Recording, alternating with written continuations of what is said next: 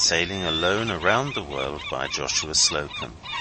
Chapter 21, consisting of Clearing for Home, In the Calm Belt, A Sea Covered with Sargasso, The Jibstay Parts in a Gale, Welcomed by a Tornado off Fire Island, A Change of Plan, Arrival at Newport, End of a cruise of over 46,000 miles. The Spray again at Fairhaven. On the 4th of June, 1898, the Spray cleared from the United States Consulate, and her licence to sail single-handed, even round the world, was returned to her for the last time. The United States Consul, Mr. Hunt, before handing the papers to me, wrote on it, as General Roberts had done at Cape Town, a short commentary on the voyage. The document, by regular course, is now lodged in the Treasury Department at Washington, D.C. On June 5, 1898, the Spray sailed for a home port, heading first direct to Cape Hatteras. On the 8th of June she passed under the sun from south to north. The sun's declination on that day was 22 degrees 54 minutes, and the latitude of the Spray was the same just before noon. Many think it is excessively hot right under the sun. It is not necessarily so. As a matter of fact, the thermometer stands at a bearable point whenever there is a breeze and a ripple on the sea, even exactly under the sun. It is often hotter in cities and on sandy shores in higher latitudes. The Spray was booming joyously along for home now, making her usual good time, when of a sudden she struck the horse latitudes, and her sail flapped limp in a calm. I had almost forgotten this calm belt, or had come to regard it as a myth. I now found it real, however, and difficult to cross. This was as it should have been, for, after all the dangers of the sea, the dust storm on the coast of Africa, the rain of blood in Australia, and the war risk when nearing home, a natural experience would have been missing had the calm of the horse latitudes been left out. Anyhow, a philosophical turn of thought now was not amiss, else one's patience would have given out almost at the harbour entrance. The term of her probation was 8 days. Evening after evening during this time I read by the light of a candle on deck. There was no wind at all, and the sea became smooth and monotonous. For 3 days I saw a fully rigged ship on the horizon, also becalmed. Sargasso scattered over the sea in bunches, or trailed curiously along down the wind in narrow lanes. Now gathered together in great fields, strange sea animals, little and big, swimming in and out, the most curious among them being a tiny seahorse, which I captured and brought home preserved in a bottle. But on the 18th of June a gale began to blow from the southwest, and the Sargasso was dispersed again in windrows and lanes. On this day there was soon wind enough, and to spare. The same might have been said of the sea. The Spray was in the midst of the turbulent Gulf Stream itself. She was jumping like a porpoise over the uneasy waves. As if to make up for lost time, she seemed to touch only the high places. Under a sudden shock and strain her rigging began to give out. First the mainstay strap was carried away, then the peak halyard block broke from the gaff. It was time to reef and refit, and so when all hands came on deck, I went about doing that. The 19th of June was fine, but on the morning of the 20th another gale was blowing, accompanied by cross seas that tumbled about and shook things up with great confusion.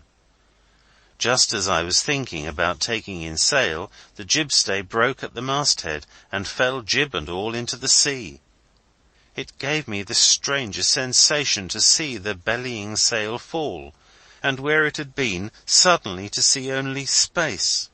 However, I was in the bows with presence of mind to gather it in on the first wave that rolled up, before it was torn or trailed under the sloop's bottom. I found, by the amount of work done in 3 minutes or less time, that I had by no means grown stiff-jointed on the voyage. Anyhow, scurvy had not set in. And now, being within a few degrees of home, I might complete the voyage, I thought, without the aid of a doctor. Yes, my health was still good, and I could skip about the decks in lively manner, but could I climb? The great King Neptune tested me severely at this time, for the stay being gone, the mast itself switched about like a reed, and was not easy to climb. But a gun-tackle purchase was got up, and the stay set taut from the masthead, for I had spare blocks and rope on board with which to rig it, and the jib, with a reef in it, was soon pulling again like a sodger for home. Had the Spray's mast not been well stepped, however, it would have been John Walker when the stay broke. Good work in the building of my vessel stood me always in good stead. On the 23rd of June, I was at last tired of baffling squalls and fretful cobble seas. I had not seen a vessel for days and days, where I had expected the company of at least a schooner now and then. As to the whistling of the wind through the rigging, and the slopping of the seas against the sloop's sides, that was well enough in its way, and we could not have got on without it, the Spray and I. But there was so much of it now, and it lasted so long. At noon on that day a winterish storm was upon us from the nor'west. In the Gulf Stream, thus late in June, hailstones were pelting the Spray, and lightning was pouring down from the clouds, not in flashes alone, but in almost continuous streams. By slants, however, day and night, I worked the sloop in towards the coast, where on the 25th of June, off Fire Island, she fell into the tornado which, an hour earlier, had swept over New York City with lightning that wrecked buildings and sent trees flying about in splinters. Even ships at docks had parted their moorings and smashed into other ships, doing great damage. It was the climax storm of the voyage, but I saw the unmistakable character of it in time to have all snug aboard and receive it under bare poles. Even so, the sloop shivered when it struck her, and she heeled over unwillingly on her beam ends, but rounding to with a sea anchor ahead, she righted and faced out the storm. In the midst of the gale I could do no more than look on, for what is a man in a storm like this? I had seen one electric storm on the voyage, off the coast of Madagascar, but it was unlike this one. Here the lightning kept on longer, and thunderbolts fell in the sea all about. Up to this time I was bound for New York, but when all was over I rose, made sail, and hove the sloop round from starboard to port tack, to make for a quiet harbour to think the matter over. And so, under short sail, she reached in for the coast of Long Island, while I sat thinking and watching the lights of coasting vessels which now began to appear in sight. Reflections of the voyage, so nearly finished, stole in upon me now. Many tunes I had hummed again and again came back once more. I found myself repeating fragments of a hymn often sung by a dear Christian woman of Fairhaven when I was rebuilding the Spray. I was to hear once more, and only once, in profound solemnity, the metaphorical hymn, "By waves and wind I'm tossed and driven," and again, "But still my little ship outbraves the blustering winds and stormy waves." After this storm, I saw the pilot of the Pinta no more. The experiences of the voyage of the Spray, reaching over 3 years, had been to me like reading a book, and one that was more and more interesting as I turned the pages, till I had come now to the last page of all, and the one more interesting than any of the rest. When daylight came, I saw that the sea had changed colour from dark green to light. I threw the lead and got soundings in 13 fathoms. I made the land soon after, some miles east of Fire Island, and sailing thence before a pleasant breeze along the coast, made for Newport. The weather after the furious gale was remarkably fine. The Spray rounded Montauk Point early in the afternoon. Point Judith was abeam at dark. She fetched in at Beaver Tail next. Sailing on, she had one more danger to pass. Newport Harbour was mined. The Spray hugged the rocks along where neither friend nor foe could come if drawing much water, and where she would not disturb the guardship in the channel. It was close work, but it was safe enough so long as she hugged the rocks close and not the mines. Flitting by a low point abreast of the guardship, the dear old Dexter, which I knew well, someone on board of her sang out, "There goes a craft!" I threw up a light at once and heard the hail, "Spray, ahoy!" It was the voice of a friend, and I knew that a friend would not fire on the Spray. I eased off the mainsheet now, and the Spray swung off for the beacon lights of the inner harbour.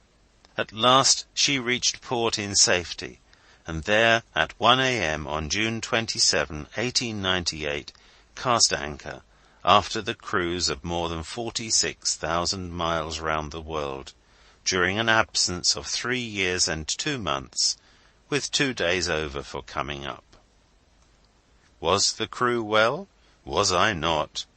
I had profited in many ways by the voyage. I had even gained flesh, and actually weighed 1 pound more than when I sailed from Boston. As for ageing, why, the dial of my life was turned back, till my friends all said, "Slocum is young again." And so I was, at least 10 years younger than the day I felled the first tree for the construction of the Spray. My ship was also in better condition than when she sailed from Boston on her long voyage. She was still as sound as a nut and as tight as the best ship afloat. She did not leak a drop, not one drop. The pump, which had been little used before reaching Australia, had not been rigged since that at all. The first name on the Spray's visitors' book in the home port was written by the one who always said, "The Spray will come back." The Spray was not quite satisfied till I sailed her around to her birthplace, Fairhaven, Massachusetts, further along. I had myself a desire to return to the place of the very beginning whence I had, as I have said, renewed my age. So on July 3, with a fair wind, she waltzed beautifully round the coast and up the Acushnet River to Fairhaven, where I secured her to the cedar spile driven in the bank to hold her when she was launched. I could bring her no nearer home.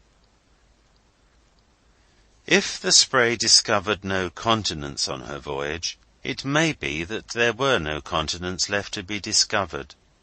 She did not seek new worlds, or sail to pow-wow about the dangers of the sea. The sea has been much maligned.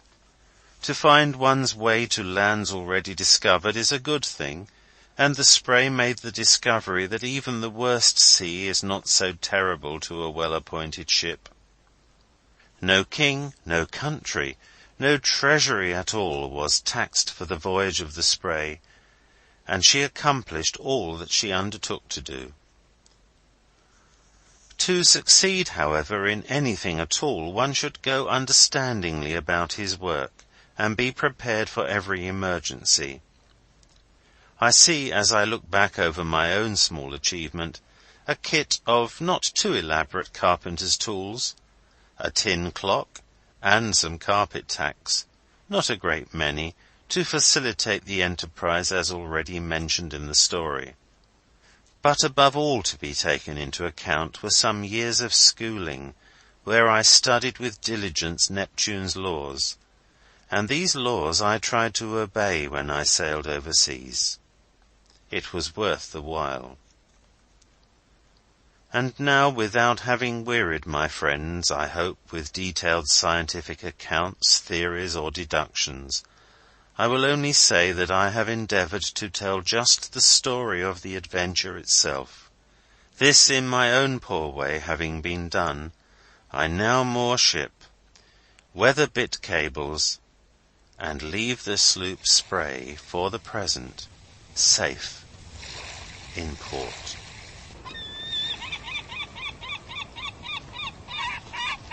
End of Chapter 21. Read by Alan Chant in Tunbridge, Kent, England. www.sevenoaksprep.kent.sch.uk